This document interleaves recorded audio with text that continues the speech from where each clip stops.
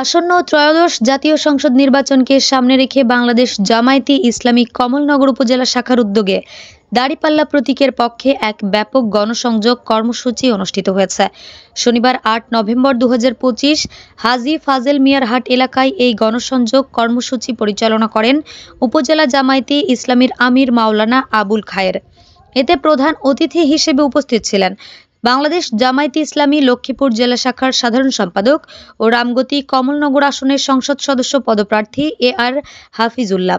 গণসংযোগে আরও উপস্থিত ছিলেন ৯ নং তোরাবগঞ্জ ইউনিয়ন জামায়াতে ইসলামীর সভাপতি মাস্টার মাইনুদ্দিন, সাধারণ সম্পাদক মাওলানা নিজামুদ্দিন চৌধুরী, ইউনিয়ন যুব বিভাগের সভাপতি মাওলানা ইউসুফ সহ স্থানীয় নেতাকর্মী ও এলাকাবাসী।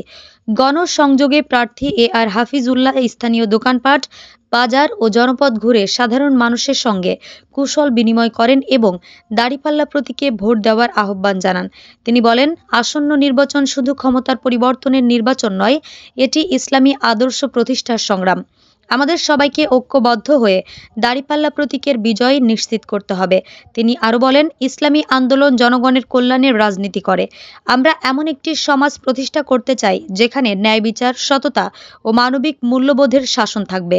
গণসংযোগ শেষে স্থানীয় জনগণ প্রার্থীর বক্তব্যে সমর্থন জানিয়ে ইসলামের পক্ষে ভোট দেওয়ার অঙ্গীকার ব্যক্ত করেন। পুরো অনুষ্ঠান জুড়ে উপস্থিত জনতার মধ্যে উৎসাহ উদ্দীপনা লক্ষ্য করা যায়।